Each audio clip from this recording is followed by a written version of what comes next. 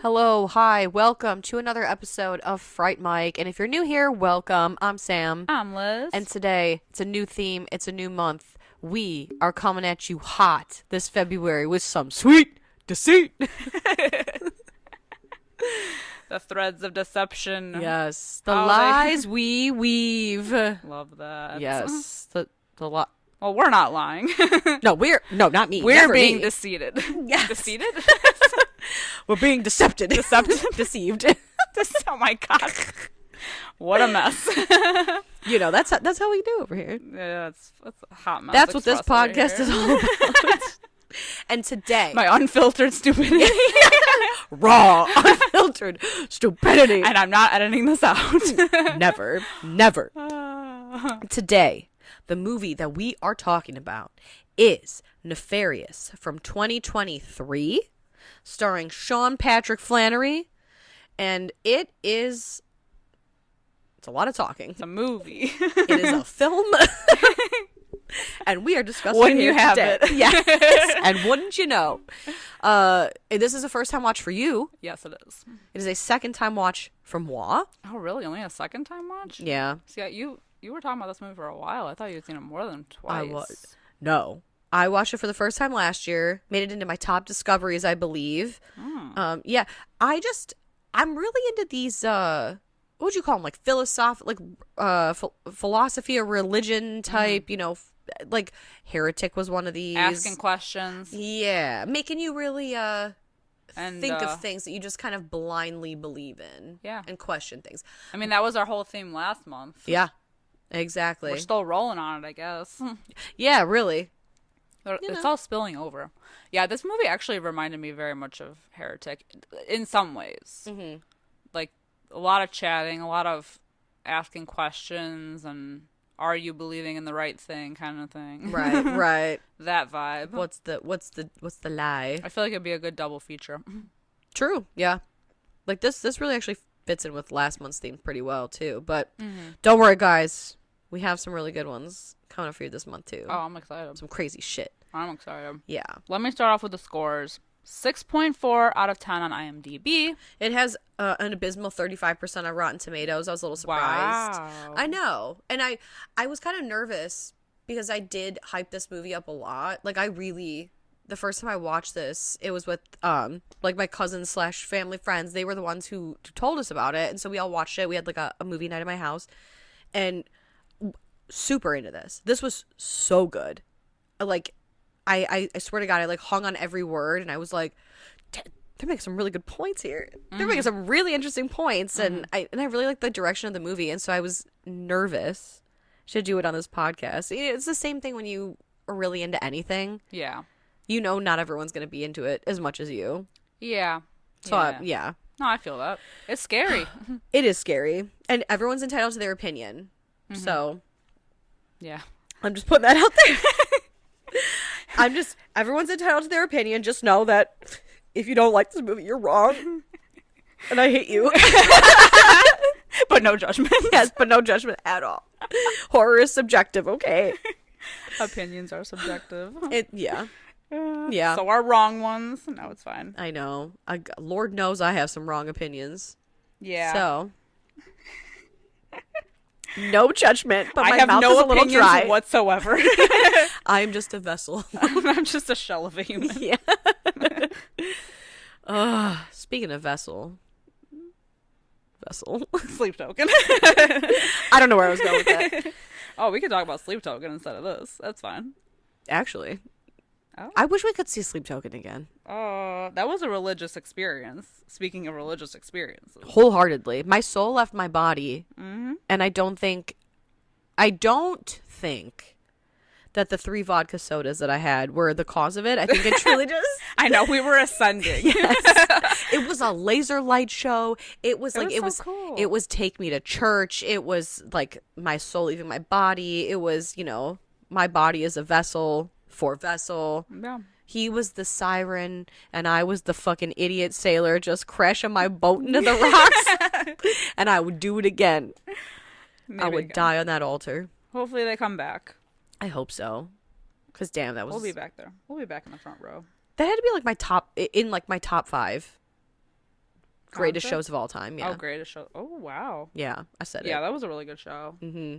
I don't know. I couldn't possibly make that decision, especially not now on the spot. I'm not. If history shows you anything, I'm not good at making decisions on the spot. Yeah, right. Especially not snap decisions. I can't do that. So let's save you the trouble and the stress, and let's get into Nefarious, shall we? Nefarious. So, the whole gist of this, and I feel like It's a lot. It's gonna be harder to break down like we normally do. So maybe Yeah. we should just have like a fluid conversation. Okay. Kind of, sort of. But like essentially the story is this man, Edward Wayne Brady, is a killer who is on death row at a place in Oklahoma. And the day that the movie takes place is the day of his execution. And they bring in a psychiatrist, Dr. James Martin. And he is to make a professional evaluation and decide whether or not Edward Wayne Brady is fit to receive the death penalty or if he's insane. Yeah. Because this Edward Wayne Brady claims to be possessed by a demon. Yeah. So that's the whole But he's premise of also this like a movie. genius, is what the warden says. Mm-hmm. Like a master manipulator, a genius. He says he'll have you believing that you committed a crime by the time you leave, which is funny because the demon does say by the time you leave this cell, you will have committed 3 murders. Which I don't. Yeah. Okay. Yeah. I feel like 1 doesn't count, but it's fine. I also agree with you. But before we even like get into all that, because that is going to be a lot, did this like setting not remind you of Shutter Island? I feel like every Yeah, a little bit. like just because it seems like they're on like an island and they're always like looking out at something. Mhm. They use the same shot of a security guard twice, like that one lone guy just hanging out. A heavily guarded like Penitentiary. center. Yeah, like I don't know. I think it's just because I feel like they always do this at like high security prisons. They always make it look like, or like mental institutions, they always make it seem like it's like in the middle of the ocean. Yeah. Surrounded by miles of shark infested water. Yeah, Yeah. like, and it's always just so like off of a cliff somewhere. Which like When in reality it's like a desert. yeah. And I've admittedly never visited a Oh, me penitentiary. neither. Yeah, But it's always like a grand thing. it's true, and it's always like you said, it seems like it's in the middle of like a desolate wasteland. Yeah. On some faraway planet. Yeah. But usually it's gotta be like 10 minutes from like a city, right? From an Arby's. Yeah, it's like an Applebee's. Oh my god, fucking Arby's. Gotta get them curly fries. It's so true. Yeah, this Like the waves are crashing up against the side of the boat. I mean, I don't know. It just seems very grand. Yeah, it's a big. They make a big stink about it. Yeah, and only because he goes outside like a couple times to like smoke, and they're always off like looking out at the distance. Yeah, like they make it seem like it's in the middle of nowhere. What the fuck do you think is coming your way? Yeah, heavily armed, heavily guarded. Yeah. Yeah, these are like the dangerous, the worst of the worst kind of people. Lowest of the low.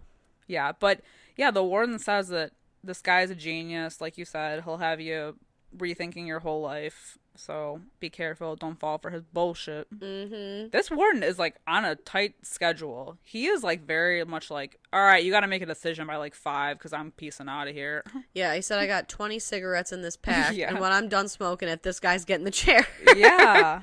Basically. And so, yeah, this guy gets straight to work.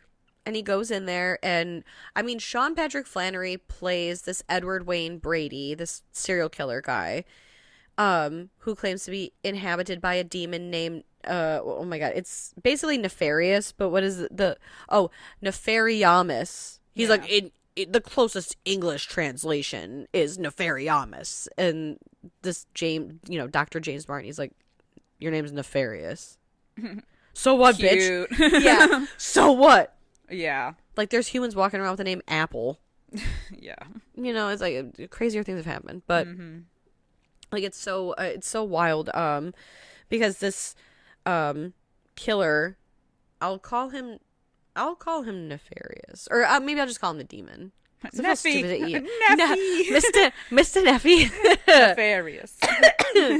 He's speaking with James pretty much the entire time. The way he switches between the two is really, really crazy. Sean Patrick Flannery's acting in this is so good. It's very seamless. Mm-hmm. Like the subtle twitches and like ticks and things like that. And yeah, like you said, the way that he seamlessly moves in and out. Yeah.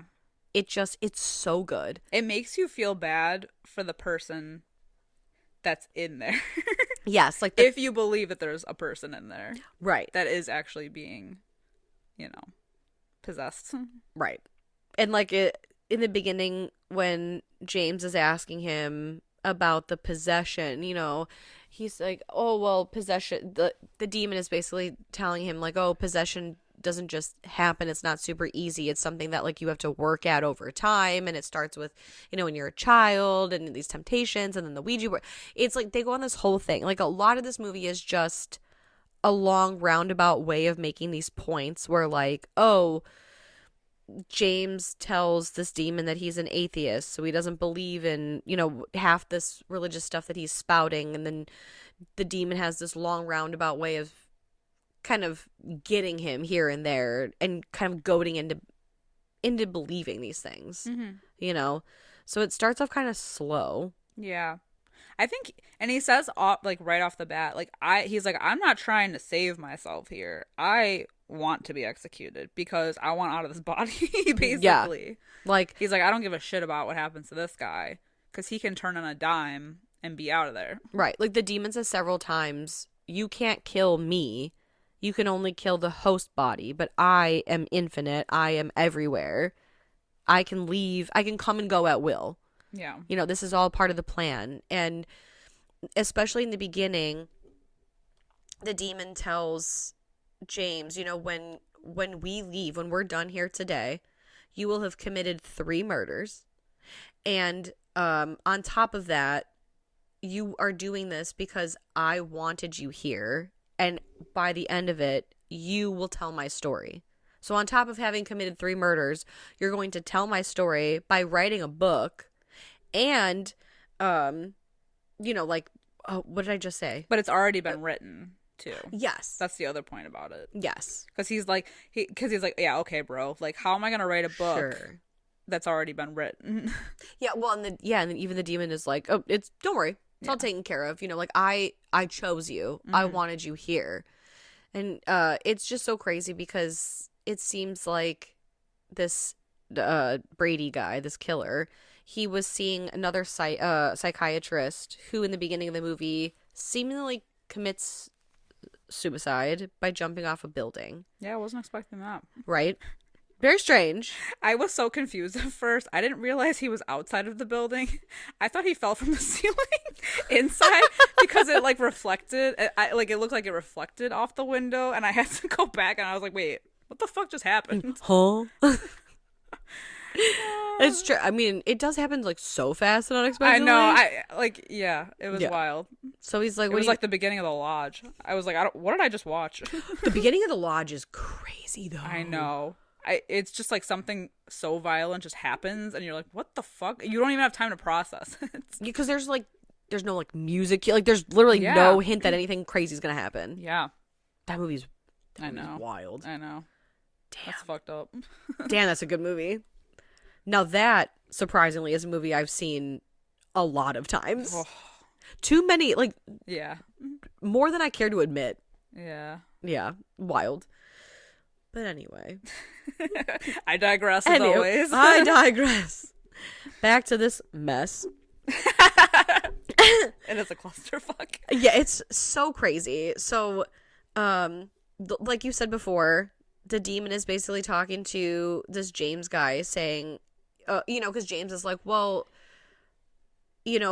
I don't know why you're fighting me because I'm the thing standing between you and your execution. Like, I'm basically the one to sign off on the papers on whether you live or die. And this demon is like, now here's the thing about me that you need to know. I don't give a shit if you kill, because I can't die. Yeah. So like, sign off on your papers all you want. And James is like, which makes me think, like, what was the point? I guess just for him to get him there to be like, this is what you're gonna do for me. I suppose so. And you don't even know it yet. And is that like the only point? Because like at that point in the movie, I was like, well, then what are we doing here? Because if he don't give a shit no matter what, then why are we having this conversation? Right. It's like the why here, why him, why now. Yeah. And I'm like thinking, well, yeah, because that's the thing. Because I was like, well, maybe because he was spouting shit off that they were like, well, he has to be evaluated before he could be executed. But if he just pretended to be, or if he was the demon the whole time and he was like, well, I want to be out of this body, then just be the demon and don't switch back. Right. And then just, yeah, it is what it is. I think. Then get executed. Right. But I don't know if this is like. I don't know if this is reaching or is like too deep, but is this because of what happens at the end? Is this supposed to be some sort of journey for James, like coming face to face with a quote unquote demon? Yeah, challenges his belief because he says to the demon several times that he's an atheist, that he doesn't believe in whatever he's saying about heaven and hell. And the demon, he goes off on a lot of tangents about, like, especially like there's a thing that happens later about like abortion and how there's more humans that go to hell lately than there are that go to heaven. And there's a lot of stuff about God created man in his image, and the demons, they live to corrupt that image, and it's especially damning when it's a child. And there's a lot of stuff like that in here. Yeah. So I don't know if it's meant to challenge his beliefs, to prove, it's like again going back to the skeleton key, because I think they say it best, it only works if you believe. It's something only has power if you believe that it has power. It's like a placebo thing too, And so I don't know if... Yeah, like this is James' story and there just happens to be a demon in it. Right. Kind of like in Heretic, it was the story of the two girls and Hugh Grant was in it. Even though he carried the movie. Exactly. But then I wonder too, and I don't know if this is going too deep, is this James's story in that he believes that he came face to face with the demon and at the end experienced a miracle and thus gave him belief? Or is he truly face to face with a demon and a miracle? You know what I mean? Like, because they say at the end he experienced a miracle and it's like divine intervention, and it kind of like makes him believe. Like, he talks about how he looked into God and everything and finding God. So is this the demon's plan or is this supposedly God's plan?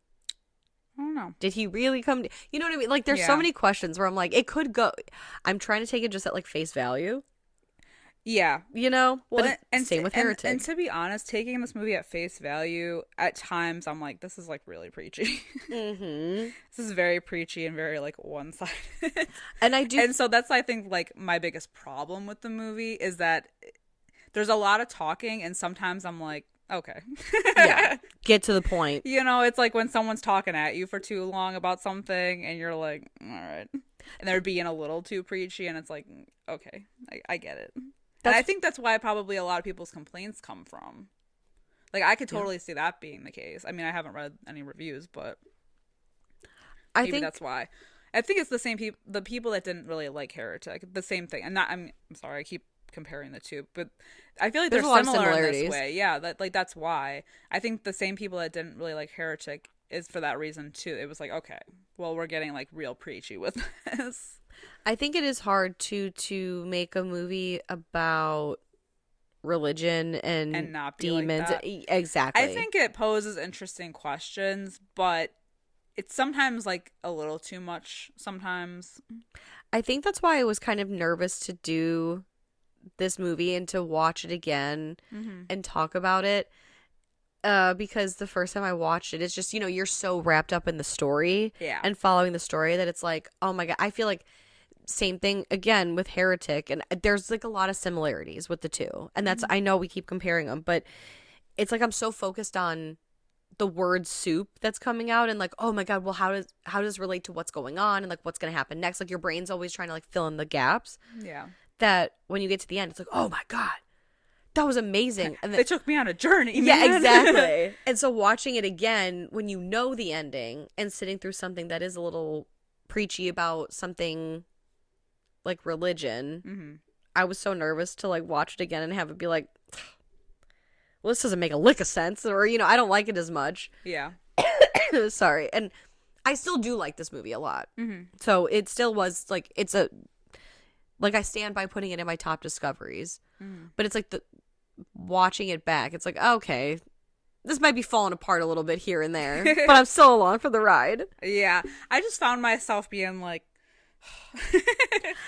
like it was like a little too exhausting. I think it didn't help. Maybe it didn't help that we just covered movies like The Exorcism of Emily Rose, where some of that stuff was like broken up a bit and there was a little bit more story. This was more like head on, straight to the throat. This is what it is. Believe what you want, but you're wrong. And this is the way that it's, like when they're talking about abortion, like, okay, at one point in the movie, the demon reveals that he knows like that this guy's girlfriend is gonna have an abortion and he could stop it, but he's choosing not to in this moment. And so one of the deaths that he's caused is him not doing anything about it because he's being selfish or whatever. And that's like a whole thing. It's a whole like, I feel like 20-minute block of this movie.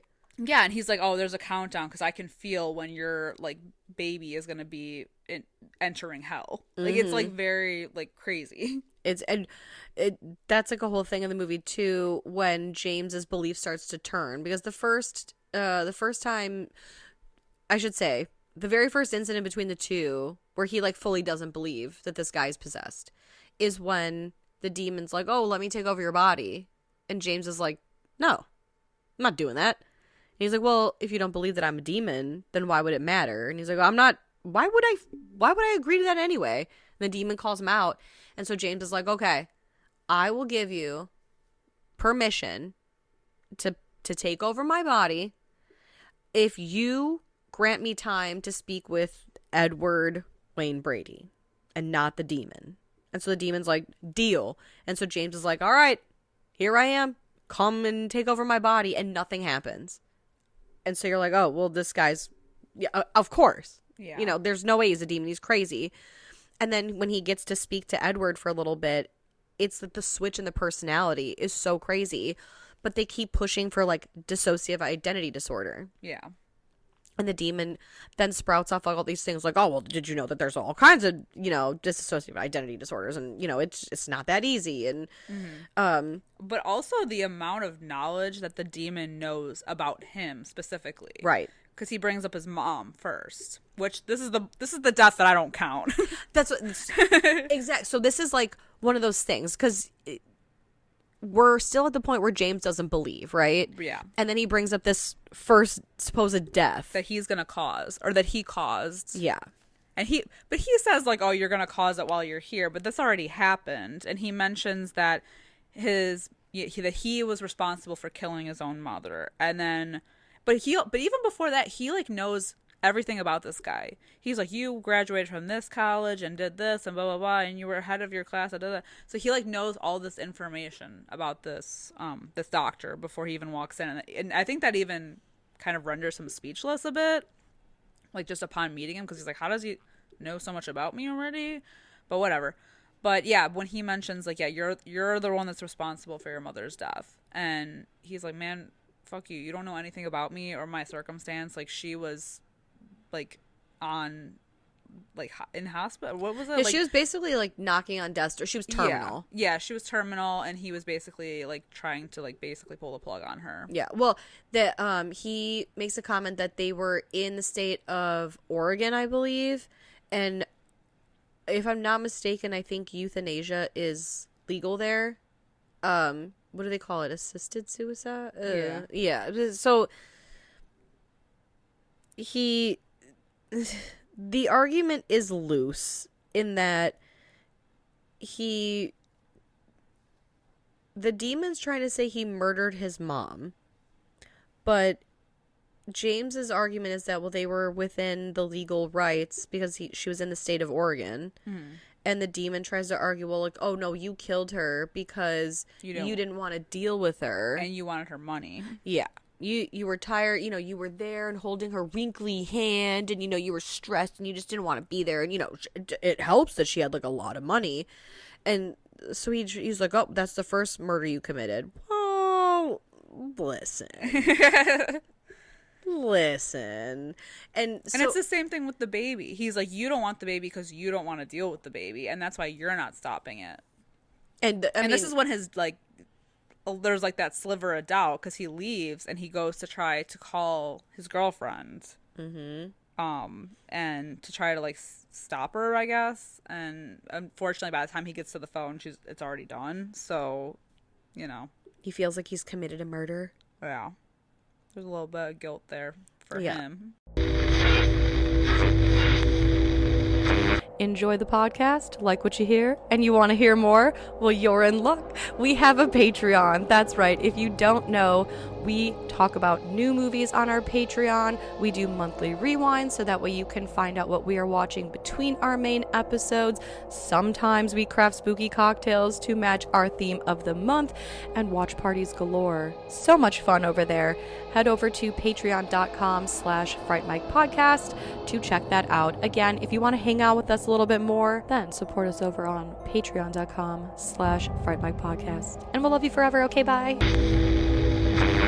It's wild because this demon certainly knows a lot and claims to know like the second it's done, which it does seem like by the time James gets to the phone, it is right after it happens. And so this is when James starts to get really skeptical. He compares it more to a magician. He's like, you're going to tell me, because now his like feathers are ruffled, right?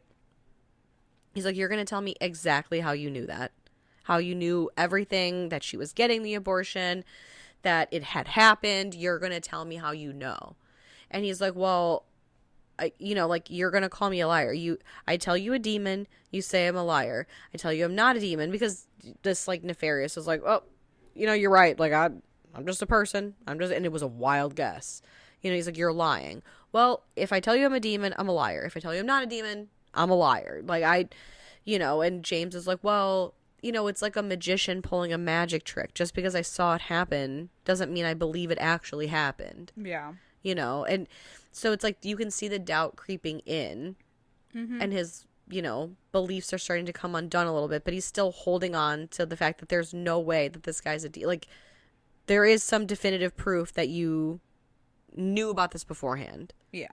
Like, the coincidence is very great, but you still had to have had some insider knowledge. Yeah, there's that, but then there's also the, like, how could you have possibly known that? Especially because the warden's like, he's had no access to phone, internet. Exactly. Anything.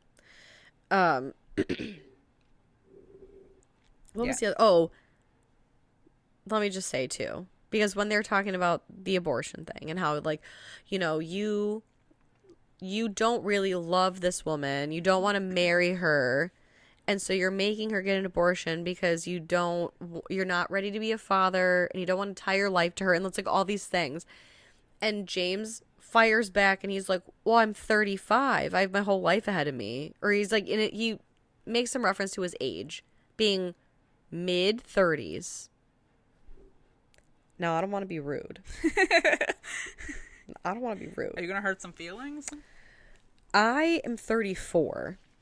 And the guy, hurt your own feelings? no, the guy that plays James, there's no way. Oh, he's only 35. Yeah, he looks older. He looks 45, maybe, and a good 45. Mm-hmm. But he's like, oh, I'm a man in my mid-30s. It's the magic of Hollywood, baby. Yeah. I said, get the fuck right out of here. Yeah. You are not 35, sir, because I'm 34 and I look nothing like you. That's not to toot my own horn. That's just to say, yeah. Call it what it is. Call it 45. I mean, I agree. Yeah. But I don't even think that I paid attention when he said he's 35. Yeah, it was. I'm sorry. See, hearing someone's age, like hearing 30 something, is like a dog whistle for me because I'm like, who's claiming to be 30 something? Because I'm 30 comparing something. myself to everybody else. Exactly. That's exactly what's happening. I heard 35 and I said, no. I don't know, but then I always think that I look a lot younger for my age, so like maybe there's that illusion in my head. That's probably not true. But I think you do look young for your age. Not that we're old, but I think we look young. 35's not even old though. And we're not 35. We're close. Oh yeah, I'm not 35 yet. Yeah, you're 33. I know. It's crazy. And it's Well, not, 30 recently 34, right? yeah. So whatever. Yeah, I don't know how old I am. It doesn't matter. Yeah, it's fine. It's fine. I'm 34. Well, that's by the time this comes out, you'll be 34. I was gonna say, yeah, sure, Sure. maybe. But yeah, it's wild to watch movies like this where they're like, I'm 35, and it's like, no, you're not, Sir. Be honest. You're in front of a demon, and I don't believe that shit. Exactly. I believe that he's a demon more than I believe that you're 35. And again, 35 or 45, there's nothing wrong with either. Just call it what it is. Yeah. Just say you're not ready to be a Own dad that at shit. 45. Yeah. Own Get the that fuck shit. out of here. That's like when you and I were in high school, Mm-hmm. they were casting people who were 26 to play 15-year-olds. And so then when I was in high school, and A, I didn't look like the people on TV, and B, the boys didn't look like the boys on TV. I was like, well, What's the matter with me? exactly. What kind of bullshit school am I at? None of the men are ripped No. with 12 packs. And they're not 6 feet tall. No. Not most of them. No. And me, I had breasts. But I didn't have anything else. I had titties, but you I look got breasts. But like when you go into high school, I was like what, 14? It's like I was 10 4 years prior to that. I don't Yeah. look like an adult, No. you know? A baby face. Yeah. I still had I'm still chunky, but it's like Baby you pudge.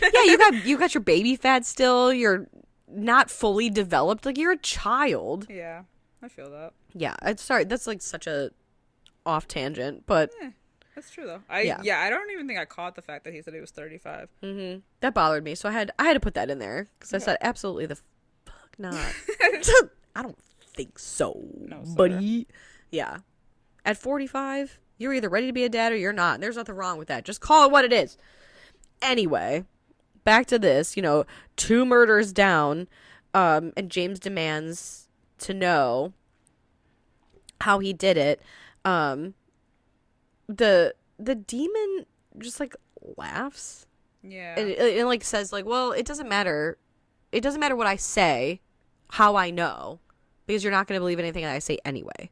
Then why are we having this conversation? So why are we talking? That's what I'm saying. Mhm.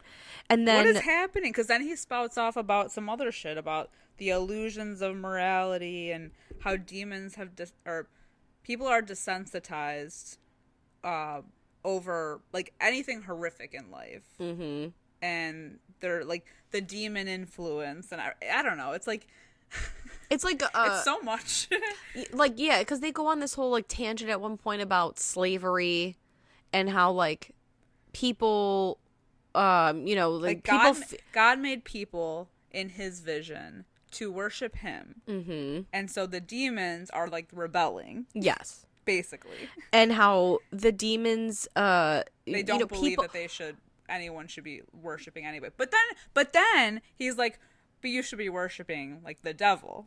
So you still want Right. people to be worshiping something. And how the devil made the deal with the carpenter. They won't say Jesus. They just call him the carpenter. And he made the carpenter a deal, and the carpenter turned it down. But this demon, my master, is gonna make you a deal, and you are no carpenter. It's like, well, you're still making me the fucking deal, so who cares? who cares? You're still offering me the deal, and then like this whole tangent about how, oh, like, people are so nervous about being enslaved in hell, but slavery was not the demons doing. It was humans that came up with slavery.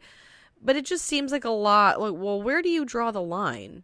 Yeah. Because slavery is, I would say, like, inherently evil, right?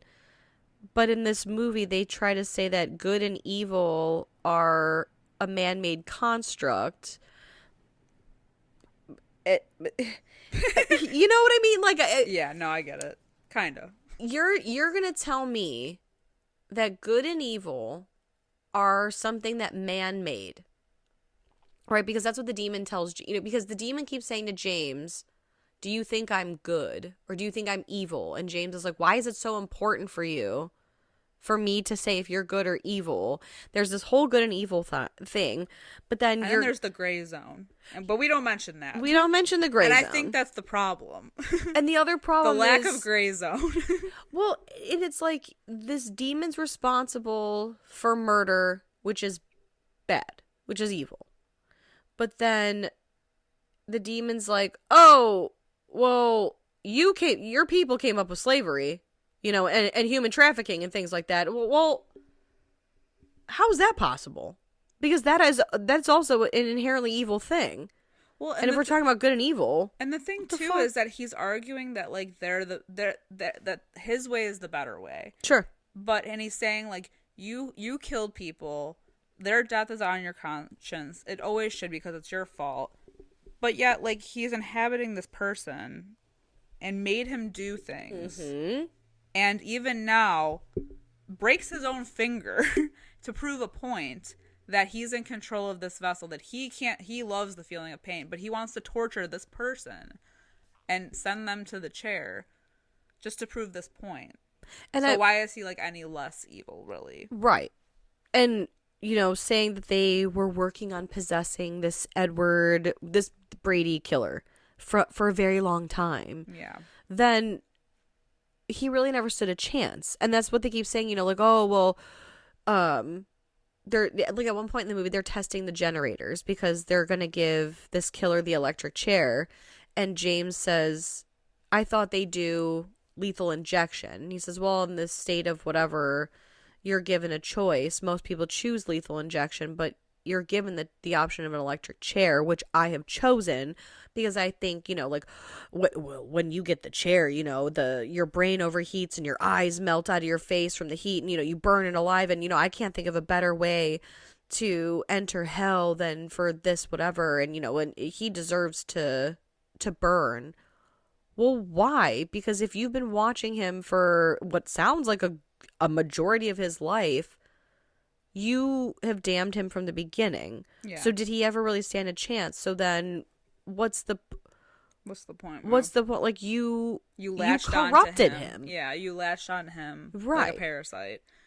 So then he's not really bad because you've possessed him you were in control of him doing these bad things, but he's bad. Yeah.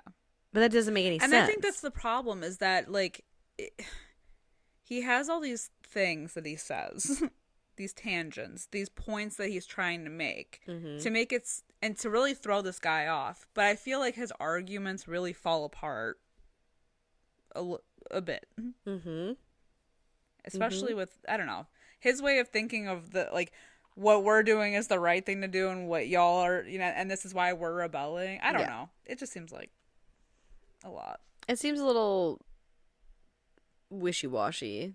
Yeah. But it is weird too, because around this time when James is making these demands and wanting to know about how he knew about all this information, and they say something about like the deal, and the demon tells James, you're gonna write this, you're gonna write a book, you're gonna tell my story, but the book's already been written for you.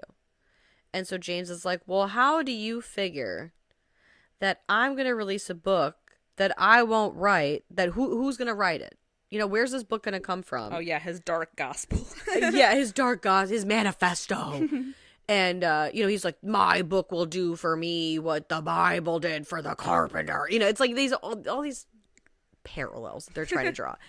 And just then the warden tells James, like, I need to see you now. And they go into this killer's cell where they find not only a creepy Harriet the Spy style journal, complete with his little scrapbook. Yeah, his photos of James throughout his life and facts about him where James is like, there's stuff in here about me that I didn't even know about me, which I found hilarious considering he was really like quickly like just thumbing through pages. And I'm like, you haven't taken the time to read a thing in here. So how do you know that?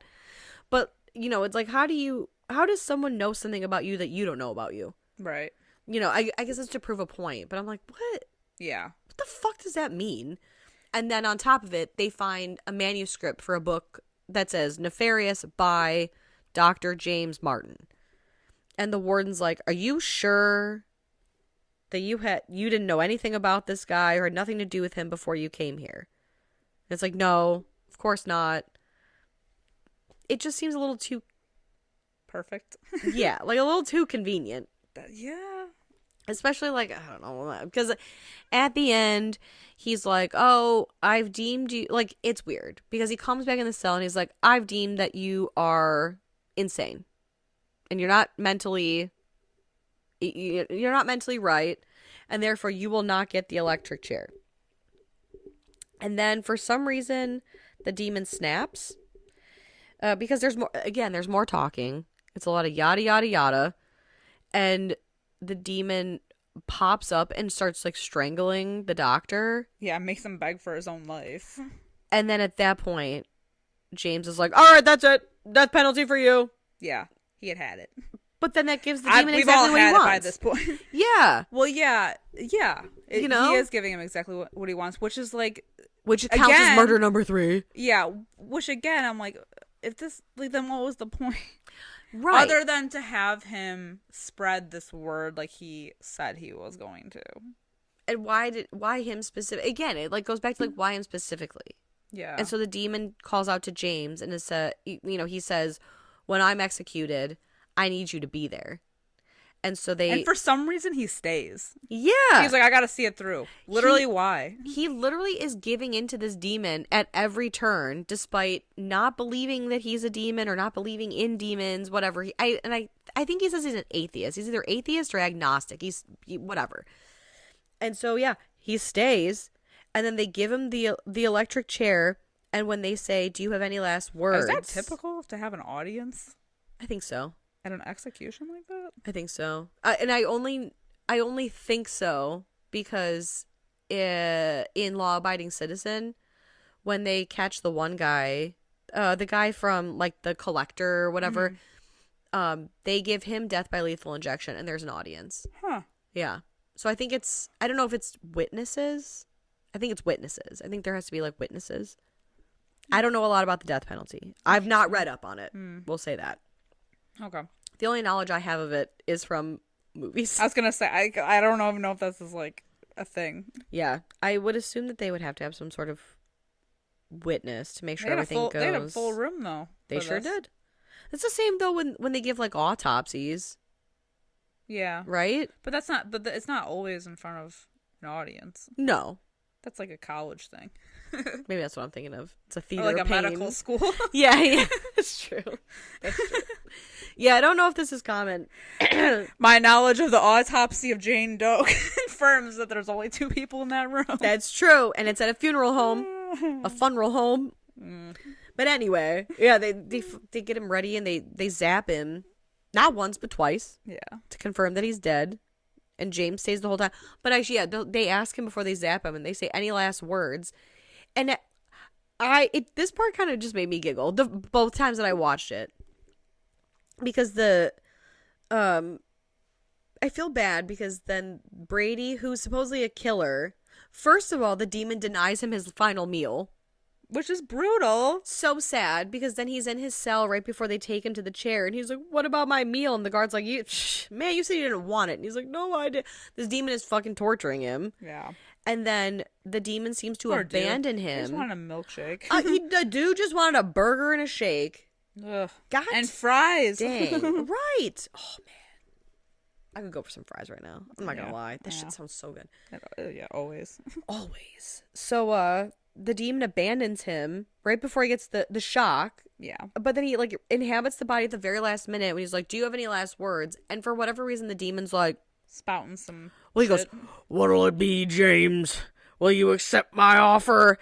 And the warden's like, what does that mean? That's a cryptic... Those are some cryptic last words. Like, what do you mean? What does it mean? The guy he was just talking to for hours was named James. You know, how much more clear can I be? But what is the offer, to write the book? I have no clue. I'm going to tell you. I'm going to be straight up with you. I'm exhausted. I've seen this movie twice now, and I'm not entirely sure. I don't know what I guess I just don't know the point. Right. Because Like the overall thing, other than to be preachy. they seem to offer the same thing that they offered, quote unquote, the carpenter who turned it down. So I don't know if this is some We gotta...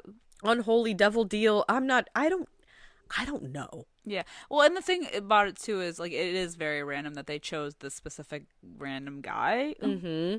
Like, over everybody in the world.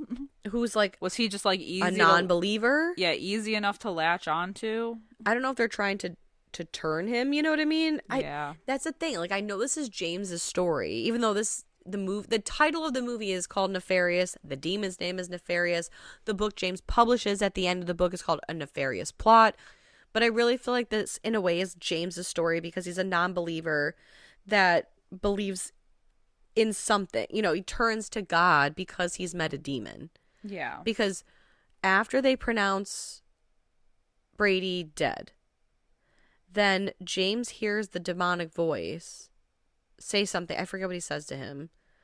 But then James suddenly picks up, he steals one of like the officer's guns and is waving it around the room and then turns it on himself and fires 3 separate times, none of them which fire a bullet, before the gun is contained by someone and, James is ushered out of the room. And then a year later, it cuts to James having written a book called A Nefarious Plot, which he claims was, at least partially written by this demon, and how he was an atheist and he had this experience and he fired the gun 3 separate times, which when the gun was turned over to the ballistics team, they confirmed that there were the gun was loaded, there were bullets, the gun was working properly. But it was a miracle. The gun should have fired 3 separate times and it didn't. Yeah. And that's the thing. Yeah, it's like you said, it's a miracle. And so James starts looking into God and all this stuff and how now he's a believer. But didn't he say he's an atheist still at the end? I thought he said he's still an atheist, but he wrote the book as a cautionary tale or something like that. Something like you can't be. Well, you know what? I'm not going to speak I'm not going to speak on something I'm not sure of, because can you be an atheist and believe in God or miracles or whatever? I don't know. Divine intervention? I don't think so. So my question is, how can he claim to be both? I didn't think I thought he only did that. But then he said he believed in the miracle. I don't know. Right? I'm so confused. Yeah, that's the thing. Yeah, I know so much of this movie it's just a belief thing. Yeah. And a deception thing. Yeah. Where, like, was he really being deceived by this killer?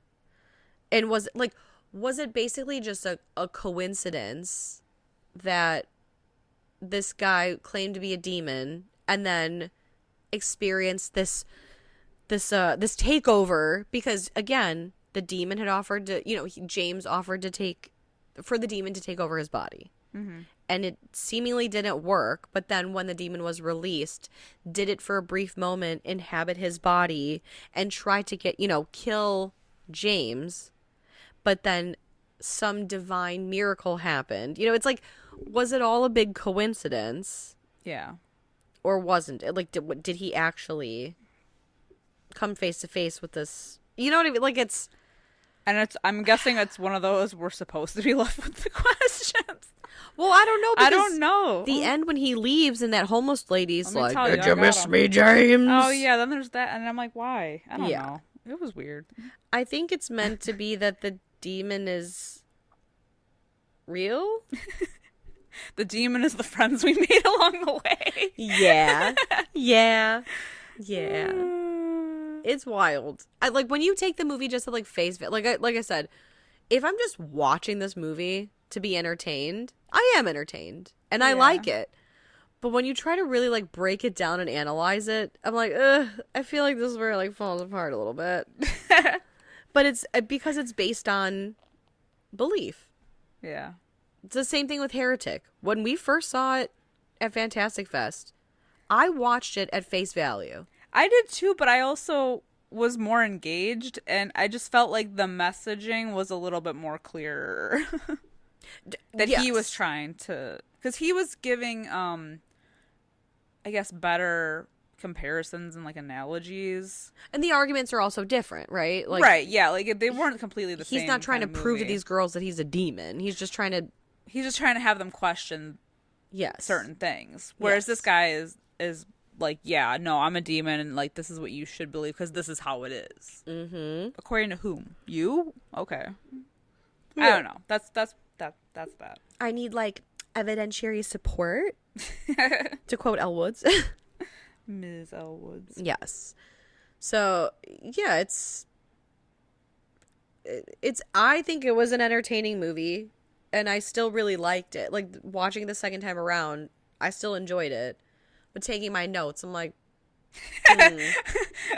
We're starting to unravel the threads here. The sweater's coming undone. Yeah. But it's... I don't know how I feel. I kind of just feel... I don't know. I don't feel as strongly about it as you do, which makes for a second week in a row. Yeah. Of me not really vibing. Well, and I kind of like it. Like, not that I don't like that you... I wish you liked the movie, but it's like I kind of like when we're at odds. When we're at odds, and again, it goes back to Jalloween. Oh man, you were so hyped, and I felt so bad every time I watched one of these movies. I was like, oh no. But you liked most of them. Oh God, you're telling me you changed your mind? No, you only didn't like the first one. No, I think I liked the first because we watched like opera. I liked, and Tenebrae. Tenebrae, I liked. The Bird with the Crystal Plumage, Blood and Black Lace. Yeah, see those two. I was like, Well, I had never seen Bird with the Crystal Plumage, so that was the first time watching. Didn't we do another one too? Wasn't there 5? I think there was 5. Either way. You think I remember? I don't. Yeah, that was. I might be 34, but my brain is a wrinkly potato. 84. I don't remember anything. I have the worst memory in the world. Yeah, I just remember watching these Jollos, and I was like, I'm not confident that this genre is for me. But that's okay. There were some hits. A lot of misses. But it's not that many. We only watched 4. So 50%. Well, I'm just saying, of all the ones that I have watched, Got it. A lot of misses, but a lot of hits, too. Yeah. Yeah, Jalloween was rough. I loved Jalloween, and I love the name. I do, too. And I still stand by it. Might be the best thing we've ever done. It's a great pun. I loved it. Yeah, this one was just like kind of, I don't know. I don't know. I think I was confused a lot, and it was just a little too preachy for my liking personally. Yeah, I don't know. It was kind of a cool idea, but to me, it just kind of fell apart at times. So I wasn't like fully like, all the time. That's fair. Like I wasn't excited after I watched it. I was like, yep. Not like me. I was like, I watched this movie. I know. And it was great. You and Luke were like, oh, this is like such a good movie, and I'm Heck yeah. And I'm like, I don't know. And I just didn't get that vibe. It was fine, but I didn't get the same vibe like when I came off of it. But it is what it is. You're with the people. The 35% Rotten Tomatoes score. I guess. Hey, there's nothing wrong with that. Like I said, I like this movie, but I also recognize that it's not for everyone. And like I said, when I watch it, just to when we sat down with like Anna and David to watch it, we all four were like, that was good. That was good. You know, I at least I think they liked it. I think they liked it. Now we're questioning everything. No, they're gonna listen and they're gonna tell me that they liked it. Or that they didn't, and I'm a liar, but that's okay. But, like, I really enjoyed it, and I still really enjoy it, but it's just, yeah, like, breaking it down with, like, a more critical eye, I'm like, yeah, I can see where this could start to fall apart a little bit, and I can see where it's not for everybody. Yeah. I really dug the acting. I thought that, what's his name? Sean Patrick Flannery. I think that he fucking killed it. Yeah. Especially the way that he was able to switch, between being, like, the demon and then being... Edward was really impressive. Mm-hmm. So, and he honestly, just like Hugh Grant carried Heretic, he carried this movie. Mm-hmm. Like, I agree. Goddamn. Yeah, it's the shit that came out of his mouth. He just kept going. Because really, this movie is essentially it's a single location film with little action. They are just having a conversation. Yeah. So the fact that he can emote with just his face, you know, and portray two totally different characters without really doing anything is it's amazing. Right. So 10 out of 10 on his acting. Yeah. The doctor, the psychiatrist, James, the quote unquote 35-year-old, not so much. Yeah. I could take him or leave him, you know? Yeah, exactly. It is what it is. Yeah. Yeah, it really was what it was Mm-hmm. at the end of the day. Yeah. I'm going to give it a 2.5 out of 5. That's fair. I'm going to give it a 3.5 out of 5. Hell Even yeah. though it was my top, in my top discoveries, it's not without its faults. Yeah. But I still enjoy it. Hell yeah. Hell yeah. Give it a hell yeah. I think this is it for the religious films, though. Maybe. Yeah. I think. Honestly, this could have worked perfectly last month, too. It's true. But alas. here we are. Talking about it. Let us know what you guys think of Nefarious of 2023. If you've seen it. It's on Tubi currently. So if you haven't seen it. Has been for a while. It's been there for a minute. If you have seen it, let us know. Hit us up in our Discord, because I need to know what everybody else is thinking here. Exactly. What's your reaction? What's your thoughts? Was anyone else confused? Or does anyone not care like me? And loves it anyway. Yeah, hit us up on our Discord and chat about the movie after. Hit us up on all of our social medias. If you guys don't know where to find us, we're at Fright Mic Podcast pretty much anywhere. And if you can, leave a 5-star review, a nice little comment, anywhere that you can. That would be greatly appreciated. But until next time, I'm Sam. I'm Liz. Rest in peace.